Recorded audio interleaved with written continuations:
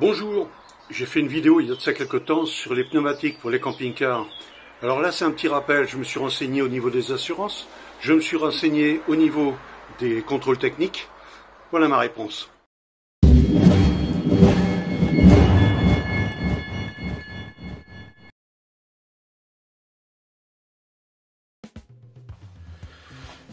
Sur la carte grise du camping-car, deux choses vont figurer, vont être très importantes. Alors, il y a le PTAC et le PVOM. Le PTAC, c'est le poids total en charge, c'est la masse en charge maximum techniquement admissible. Vous voyez, le terme est très technique. Ça nous donne donc une masse. Ensuite, on a la masse du véhicule en service avec carrosserie et dispositif. Alors ça, on trouve ces références-là sur F1, la première F.1, ça c'est la masse, c'est le PTAC. Et ensuite en G, on a la masse du véhicule sorti de l'usine, sans rien, sans carburant, sans rien, voilà. Alors c'est soit G, soit G1, à voir. Mais de toute façon, alors ce qu'il faut faire, c'est prendre, pour savoir déjà combien on peut mettre dans le camping-car en charge, j'appellerais ça utile, moi, ce qu'on met. Bon.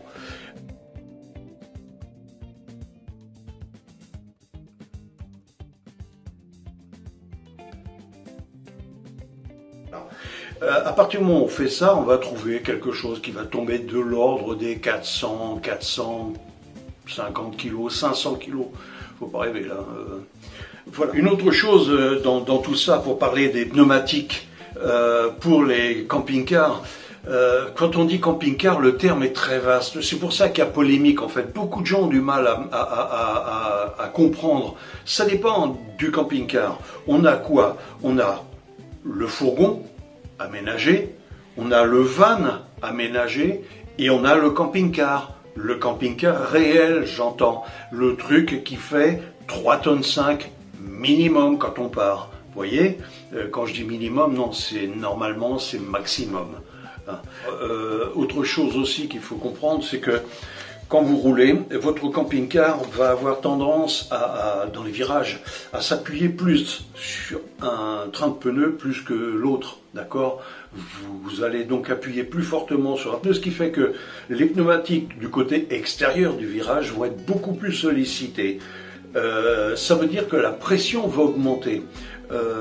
Et conséquence à tout ça, si vous êtes en surcharge, c'est-à-dire que si vous avez pris un pneu en C, vous allez voir jusqu'où je vais aller là. Si vous avez pris un pneu en C, dans les virages, c'est l'endroit où c'est le plus dangereux, on est bien d'accord. Vous risquez d'être en surcharge. Votre pneu, on suppose qu'il soit un petit peu fatigué, et ben voilà, c'est l'éclatement. Je dis ça. Donc attention à ce genre de choses. Ça, ce sont les différents points. Je vais en citer plusieurs. Un pneumatique, la bande de roulement, c'est-à-dire la zone en fait sur laquelle on s'appuie sur la route. Allez, je prends une feuille comme ça. Voilà, elle représente à peu près ça. Voilà, c'est ce que représente le pneumatique sur la route. C'est la trace véritable du pneumatique, la trace de contact du pneumatique sur la route. Voilà sur quoi. Alors à présent, on va entrer dans le vif du sujet, là où véritablement j'ai pris tous mes renseignements. On va commencer déjà par le contrôle technique. Alors, le contrôle technique, j'irais dire les contrôles techniques. Je ne me suis pas arrêté à un seul. Je vais voir, j'ai mon pote qui fait le contrôle technique, avec qui je peux poser plein de questions et qui me répond de manière judicieuse et correcte. Je veux dire, il ne m'arrange pas des coups. Hein. Lui, il m'a dit, c'est très simple. Il n'y a pas d'ambiguïté là-dessus. On a le droit à C ou CP pour un camping-car. La seule chose, si on a droit à un C ou un CP, il y a l'indice de charge. Et ça, sur un C, l'indice de charge n'est pas du tout le même que sur un CP. Alors, vous allez avoir, je vais mettre là, je sais pas, là on va dire, voilà, ici. Je vais mettre, et puis je le laisserai aussi en lien. On va dire que vous arrivez pour un contrôle technique, votre véhicule à des pneumatiques qui ont 3-4 ans. Ça peut durer jusqu'à 6 ans des pneumatiques. Hein. Ça peut aller plus loin, mais 6 ans généralement, c'est à peu près la chose. Donc votre camping-car a 3-4 ans. Et alors je parle d'un camping-car, je ne parle pas d'un van, je ne parle pas d'un fourgon. Camping-car. Et ben la première des choses qu'il va regarder, ce sont bien évidemment ces fameuses correspondances de C. Alors, sur les pneumatiques C, il y a deux indices. Le premier, c'est l'indice de charge. Le second, c'est l'indice de vitesse. Je laisse là aussi, vous allez voir où c'est indiqué. Donc quand on regarde l'indice de charge, les pneumatiques en C, on va dire que l'indice de charge c'est 104. Regardez, vous allez voir sur le tableau, c'est indiqué. 104, ça veut dire que votre pneumatique peut encaisser jusqu'à 900 kg. Le pneu, 900 kg. On multiplie ça par 4 pneus, 4 x 9, 36, 3 tonnes 6. Donc, un indice de charge de 104 correspond juste à quelque chose près, juste au poids de votre véhicule roulant. Mais, comme je vous ai dit tout à l'heure, quand on prend un virage, toute la charge n'est pas... Si on prend un virage et qu'on penche de ce côté-ci, toute la charge n'est plus là, elle est là sur le pneu extérieur du virage. Conclusion, eh ben, 104, ça suffit pas. On a 900 kg et en fait, on va pousser à 1,2, 1,3, c'est-à-dire 1200, 1300, allez, 1100, 1300, voilà. C'est-à-dire qu'on a augmenté nettement la charge sur le pneumatique. Là, ça devient très grave.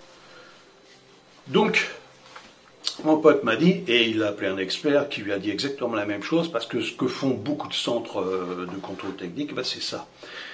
Donc en fait, lorsqu'il y a un camping-car qui est équipé avec des pneus C, eh ben, il contrôle aussi la charge par essieu.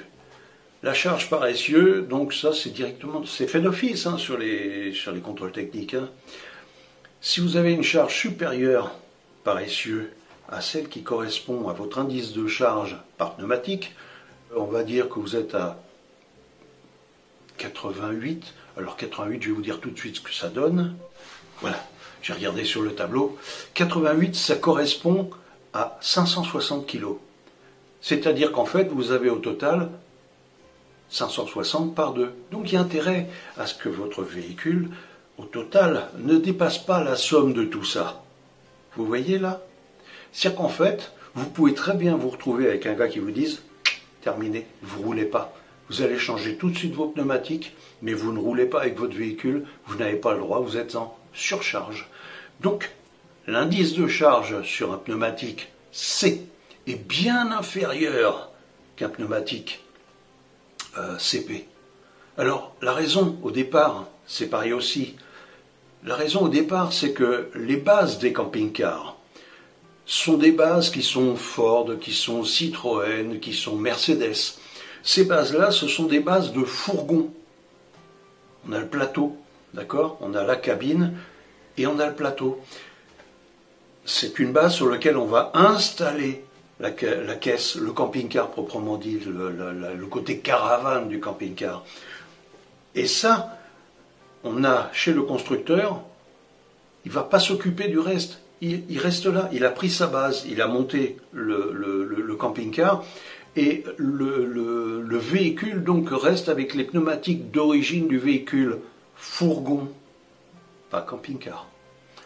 Alors vous avez le droit de rouler parce que voilà, c'est comme ça, c'est la réglementation, mais vous avez intérêt de faire très attention à la surcharge. Mon pote m'a dit, on regarde aussi à partir de ce moment-là l'indice de vitesse. Ah oui, pourquoi? Ben parce que vous ne pouvez pas non plus rouler à 160 avec un camping-car. Mais certaines camionnettes ne sont pas prévues non plus pour rouler à 200, ni à 160. L'indice de vitesse pour 160 km/h, par exemple, c'est Q. Ça va partir de l'alphabet, de A jusqu'à Z. L'indice de vitesse, par exemple, Q, ça correspond à 160 km/h. D'accord? 160 km/h. F, c'est 80 km/h. Je regarde, j'ai l'affiche en bas. G, c'est 90 km/h. J, 100 km/h. K, 110. L, 120. Et M, 130 km/h. Et puis, bien sûr, ça va beaucoup plus haut. Je laisse, là encore, là vous voyez, c'est indiqué, mais en dessous, je vous laisse en lien vers tous ces indices, là, vous verrez. Donc, eh bien, il va regarder ça. Pourquoi? Parce que vous allez rouler à 130, et si vous avez un indice de vitesse qui est inférieur, là encore, mais compris. Voilà. Ça, c'est pour les pneus C en règle générale. Donc, le pneu C, vous avez le droit de rouler avec. On parle uniquement là de la partie contrôle technique. Vous avez le droit, et il n'y a pas de souci pour ça, que vous soyez en C ou en CP. Si vous êtes dans les clous, c'est-à-dire qu'en C, faites très attention à l'indice de charge et la vitesse. Donc si vous êtes en C, vous pouvez rouler, il n'y a pas de souci. Voilà. Je vais dire que j'ai à peu près fait le tour concernant le contrôle technique. Maintenant, il y a autre chose, c'est au niveau des assurances. Et là, bien sûr, alors j'ai appelé mon assureur, c'est quelqu'un que je connais très bien, qui lui a appelé un expert. Et là, il y a une petite nuance. Alors en fait, vous avez le droit de rouler en C, sauf qu'il ne faut pas trop avoir d'accident, et surtout d'accident dû à un éclatement. Quand on a un pneumatique en C, les pressions ne sont pas les mêmes, les charges ne sont pas les mêmes. Donc on va être gonflé de manière inférieure. Un CP, ça peut aller jusqu'à 5 bar 5. Un C, c'est en dessous des 5 bars généralement. Vous devinez bien quand on parle de robustesse du pneumatique, vous imaginez bien que si un pneu peut supporter des charges de 5 bars et un autre 5 bar 5, ça veut dire qu'il supporte nettement plus. Les bandes de roulement sont plus robustes, les flancs du pneumatique sont beaucoup plus robustes. Donc, l'assureur, l'expert, si vous avez un accident, alors un accident, vous pouvez juste toucher une voiture, vous pouvez juste vous mettre dans le décor, mais vous pouvez aussi avoir des blessés, voire plus. Là, ça va changer la donne, parce que croyez-moi que les assurances, ça va leur coûter cher. Si vous êtes dans les clous, comme on dit, ça va aller. Mais si vous avez des pneus en C, que vous êtes sur un bon gros camping-car, que vous êtes, on va dire, en surcharge, parce que c'est fréquent, c'est fréquent. Heureusement, on ne contrôle pas trop là-dessus, et je ne dis rien, parce que merci. Mais les assureurs, eux, à ce moment-là, ça devient beaucoup plus grave pour eux, parce que là, il y a de l'argent, de par leur expérience. Ils savent pertinemment que, grosso modo, c'est ce qu'ils m'ont dit, il y a 15% des accidents qui sont dus à des éclatements de pneumatiques. Alors, les éclatements de pneumatiques, il y a plein de raisons. Mais une des raisons, c'est l'entretien du pneumatique, l'âge du pneumatique, la robustesse du pneumatique. Donc là, on rentre bien dans le C ou le CP. Et la charge du véhicule. Vous voyez, il y a plein de choses. Toutes ces choses-là, il faut être dans les clous quand vous avez un accident.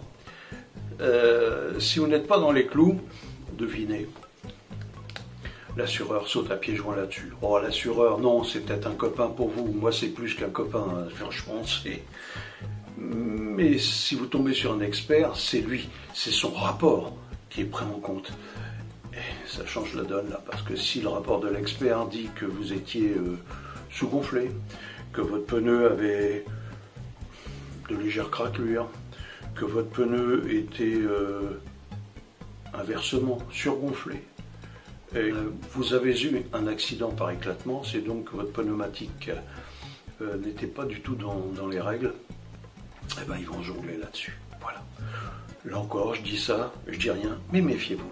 Tant qu'on n'a pas de problème, on n'a pas de problème. À partir où on commence les problèmes, ils peuvent être très sérieux. Déjà, avoir un accident par éclatement de pneu, pas bien bon. Mais si en plus ça vous touchez quelque chose, quelqu'un, ou vous fichez en l'air, le pire c'est de toucher quelqu'un. Voilà. Pour faire simple donc, vous pouvez mettre des pneus en C, c'est tout à fait toléré, puisqu'à l'origine, lorsque l'on fabrique le camping-car, je parle bien de camping-car, je ne parle pas là encore de van ou de fourgon aménagé, de camping-car. La base du camping-car est faite sur du châssis de constructeur qui va prévoir ça pour des fourgons et ainsi de suite. Donc ce sont des pneumatiques en C. Voilà. Mais simplement, c'est que après, quand vous changez vos pneus, ça dure beaucoup plus longtemps quand vous êtes dans CP. Moi, je vous conseille sincèrement. Voilà. Si cette vidéo vous a plu, likez et puis abonnez-vous pour la prochaine. Merci d'avance.